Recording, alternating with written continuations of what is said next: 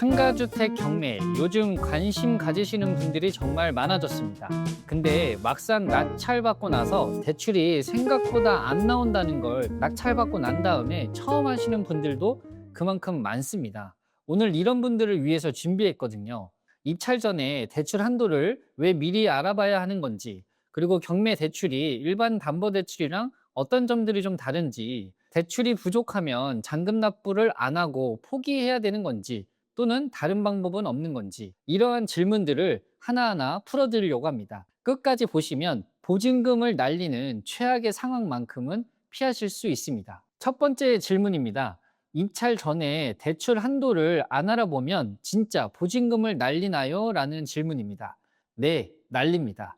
그냥 이건 이론적인 이야기가 아니라 실제로 이런 경우를 꽤 많이 봤습니다. 낙찰가 기준으로 대출이 충분히 나올 거라고 막연하게만 생각하고 입찰을 했다가 막상 은행에 대출 신청을 하니까 한도가 훨씬 적게 나오는 겁니다. 자기 자금으로 메꾸기에는 금액이 너무 또 크고 결국 잔금 기한을 맞추지 못해서 보증금을 날린 사례가 있습니다. 한 번에 수천만 원이 그냥 사라지는 거죠. 이게 왜 생기냐면요, 순서를 지키지 않아서입니다. 물건을 분석하고 입찰가를 정하고 그리고 입찰하고 그 다음에 대출을 알아보는 순서로 하시는 분들이 많거든요. 근데 이 순서가 조금 잘못됐습니다. 대출 한도 확인이 입찰보다 먼저 와야 한다라는 거죠. 자, 그 다음은 두 번째 질문입니다. 상가주택 경매대출, 그럼 일반 부동산 담보 대출이랑 어떤 점이 좀 다른가요? 라는 질문입니다. 많은 분들이 낙찰가의 70에서 80%는 대출이 나오겠지라고 생각하시는데 상가주택 경매에서는 그렇게 단순하지 않습니다. 일반 담보대출처럼 생각하시면 낭패 보기 딱 좋거든요. 일반 부동산 담보대출은 KB 시세를 기준으로 LTV, 즉 담보 인정 비율로 적용해서 한도가 나오게 되는데요. 근데 경매대출은 낙찰가를 기준으로 하되 법원에서 지정한 감정가를 따로 산정합니다. 그리고 그 감정가와 낙찰가 중에서 낮은 금액을 기준으로 대출 한도를 계산하게 됩니다. 쉽게 말하면 내가 3억의 낙찰을 받았는데 은행이 그 건물을 2억 5천만 원으로 감정을 하고 대출 한도는 3억 기준이 아니라 2억 5천만 원 기준으로 나오게 된다는 거죠. 낙찰가보다 한도 기준이 낮아지는 겁니다. 여기에서 상가주택이라는 특수성이 하나 더 붙게 됩니다. 상가주택은 주거와 상가가 섞인 복합적인 건물이라서 은행마다 대출을 취급하는 기준이 조금 다를 수 있습니다. 어떤 은행은 주거 비율이 높으면 주택담보대출로 취급하면서 반공제까지 이어지고, 어떤 은행은 상가라도 하나 있으면 상업용 대출로 분류하기도 합니다. 상업용 대출로 분류가 되면 LTV가 낮아지고 금리는 올라갈 수 있고요. 그리고 DSR 규제도 반드시 확인하셔야 됩니다. 본인 연소득 대비 전체 대출 원리금 상환액이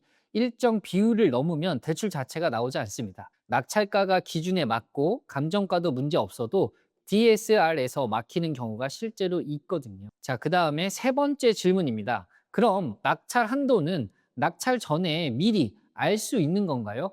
네, 물론입니다. 알 수 있습니다. 그리고 반드시 미리 알아봐야 되고요. 입찰 전에 이렇게 확인해 보시면 됩니다. 첫 번째는 경락잔금 대출 취급을 하는 은행이라든가 새마을금고, 신협, 은행에서 사전 상담을 받으시면 좋을 것 같습니다. 시중은행에서도 경매 관련 대출을 취급하는 곳들이 간혹 있고 경매 대출에 특화된 새마을금고나 신협들도 있습니다. 이런 곳에서 물건 주소와 사건 번호를 갖고 가서 이 물건 낙찰가 얼마 기준으로 대출이 얼마까지 가능하냐고 먼저 문의해 보셔도 됩니다. 정확한 금액은 물론 낙찰 후에 확정이 되지만 대략적인 한도 범위라도 미리 사전에 파악할 수 있습니다. 두 번째는 본인의 DSR 여유분을 먼저 계산하는 겁니다. 은행 창구에 가셔서 현재 내 DSR 여유가 얼마냐라고 물어보시거나 금융감독원 정보포털 사이트에 직접 계산해 볼 수 있습니다. 내가 얼마까지 더 대출을 받을 수 있는 상태인지를 먼저 파악해 두셔야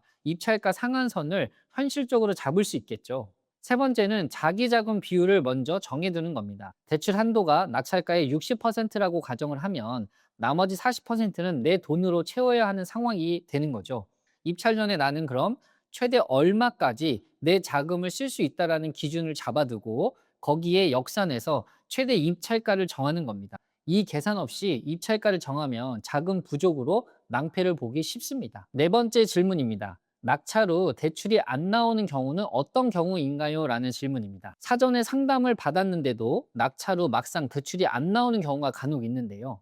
이런 유형의 물건은 처음부터 피하거나 자기 자금이 충분할 때만 들어가야 합니다. 첫 번째는요, 위반 건축물이 있는 경우입니다. 불법 중축이라든가 용도 변경이 된 건물은 은행이 담보로 잡기를 꺼려합니다. 감정 자체가 안 나오거나 나와도 대출 한도가 대폭 낮아지는 경우가 많습니다. 등기부등본이나 건축물 대장에서 위반 건축물로 표시가 있는지 반드시 확인하셔야 됩니다. 두 번째는요, 선순위 임차인 보증금이 많이 남아있는 경우입니다. 은행은 대출을 해줄 때 자기가 얼마나 안전하게 회수할 수 있는지를 보게 되는데요. 선순위 임차인 보증금이 크면 은행 입장에서는 담보 가치가 그만큼 줄어드는 겁니다. 이 경우 한도가 생각보다 훨씬 적게 나오거나 아예 대출이 거절되기도 합니다. 세 번째는요, 건물 노후도가 심한 경우입니다. 준공된 지 30년 이상 된 건물이거나 감정 시 건물 상태가 불량으로 평가되면 은행은 담보 가치를 낮게 잡을 수 있습니다. 건물에 관한 가치가 거의 없고 토지에 관한 것만 인정이 되는 경우도 있어서 대출 한도가 예상보다 훨씬 낮게 나올 수도 있습니다. 네 번째는요, 본인의 신용이나 DSR 기준에서 막히는 경우입니다. 물건에는 문제가 없어 보여도 본인의 기존 대출이 많이 있거나 신용 점수가 낮으면 대출이 안 나올 수 있습니다. 이런 건 물건의 문제가 아니라 사람 문제라서 다른 사람의 명의나 법인을 활용하는 방식으로 대응하는 경우도 있습니다. 다섯 번째 질문인데요. 대출 한도가 부족하면 낙찰을 포기하지 말고 다른 방법은 없나요? 라는 질문입니다. 한도가 부족하다고 바로 포기하실 필요는 없습니다. 미리 알고 준비하면 활용할 수 있는 방법들이 있습니다. 첫 번째는요, 후순위 대출을 활용하는 방법입니다. 1금융권 대출이 낙찰가의 60%까지만 나오면 나머지 부족분을 2금융권이나 경매 전문 대부업체에 후순위 대출로 메꾸는 방식입니다. 금리가 높다라는 단점은 있지만 단기간에 활용하고 건물의 상태를 개선한 다음에 대환하는 전략으로 쓰는 분들도 많이 있습니다. 전체 이자 비용이 수익에 관해서 마이너스가 되지는 않는지 반드시 계산하고 들어가야 됩니다. 두 번째는요, 공동투자나 지인 자금을 활용하는 방법입니다. 혼자 자금이 부족하면 신뢰할 수 있는 지인과 공동으로 투자하는 방식도 있고, 이 경우 지분 비율과 수익 배분, 그리고 향후 매각 조건 등을 반드시 서면으로 정해두셔야 합니다. 구두 약속으로만 진행하면 나중에 분쟁으로 이어질 수도 있거든요. 세 번째는 법인을 활용하는 방법입니다. 개인 DSR 규제를 법인은 적용받지 않거든요.